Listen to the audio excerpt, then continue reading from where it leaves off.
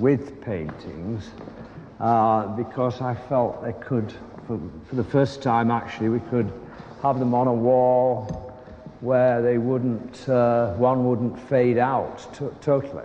Do you consider it a still life, this one, in a way? I pointed out that the concept of the picture itself is a still life, as are most of the pictures here, really, including the dogs. Everything on the wall was actually done in this studio. There's 2 or 3 one. So the light, and this is daylight, always daylight. The exposure is 30 seconds to get that kind of detail. But the dogs are painted in the same space, you see. The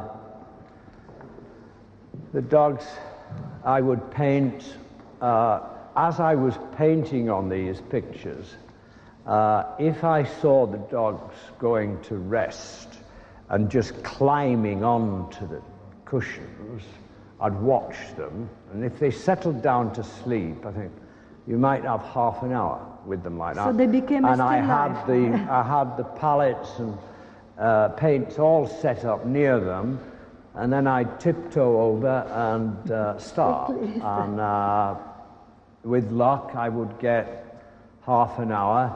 Here, when I painted him sitting up, I must admit, I get very nervous if he sits up too long because it's bad for his back.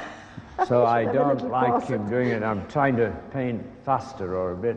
because he would do it as long as you want to. Well, quite a long time, yeah. And it's not really good. It's not really good for his back. So, and these are like virtually little portraits. These are done.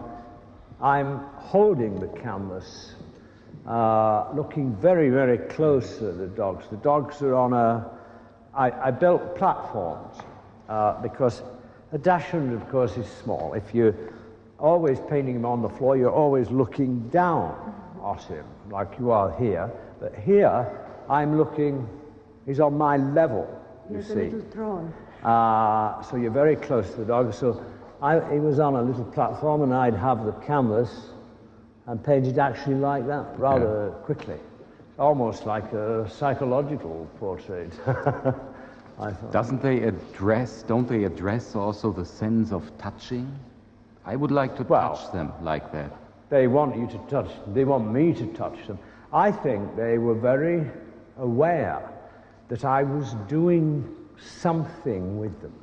I think they eventually somehow knew they were posing. I don't know, I mean, they knew I was paying attention to them, and they had to just sit still, you see. I don't know, I think so. And they're artistic. I mean, you know, when you've had dogs for a long time, they just, especially these dogs, they become like little children. I mean, they're like little people. The 2 Dachshunds, Stanley and Booge, have been his favourite models for a long time. They have taken the place of the young boys from the 60s and 70s.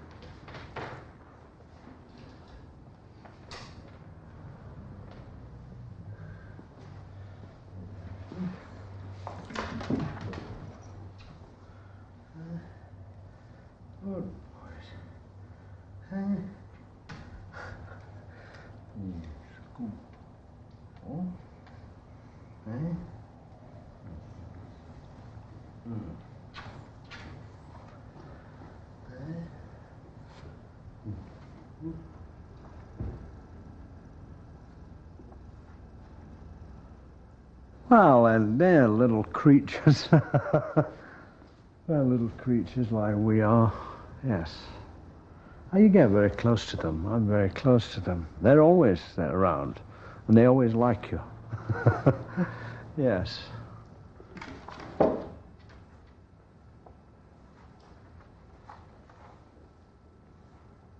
Do you feel lonely sometimes? Yes, but I mean, as I say, I expect to be lots of the time. Yeah, so I don't. So it doesn't trouble me too much. I don't let it trouble me.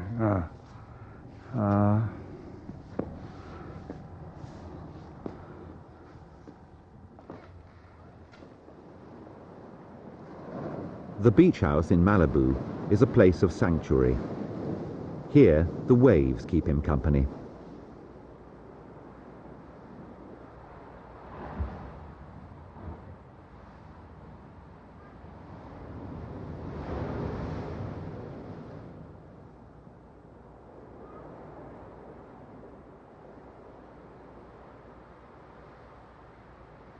The days spent here give him a profound awareness of nature, both for its external form and its invisible forces.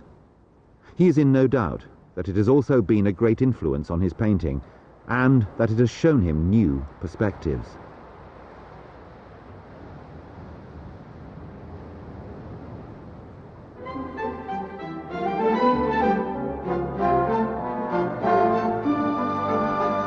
In the Haus der Kunst in Munich, Hockney set up for a few weeks a space devoted to Punchinellos, those figures from the Commedia dell'arte, which he had already used for the set design and costumes of Eric Satie's Parade, and for Ravel's L'Enfant et les Sortilèges.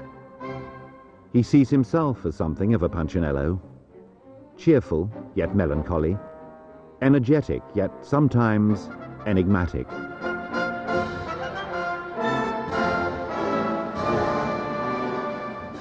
Punchinellos are really everyman. They stand for a kind of everyman, and so I simply enjoyed myself in the room, really.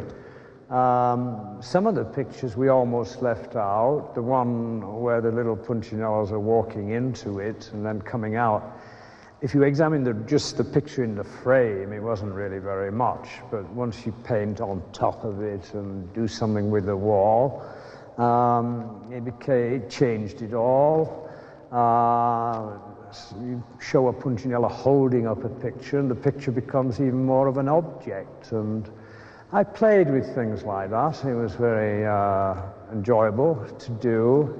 There are the melancholy bits, I think. You can't see them, where these four Punchinellos fallen asleep, like the guard in the room and things like that. The moment I began to draw the lines, the red lines, I realized you were playing with the space from here to there. The people in the pictures then came outside the pictures, the frame seemed to expand and so on. Well, you know, I love playing spatial games. I mean, in the theatre, that's what I was doing a lot as well. And so the room, of course, is ephemeral. It's about to be painted over soon. It's not a permanent thing at all.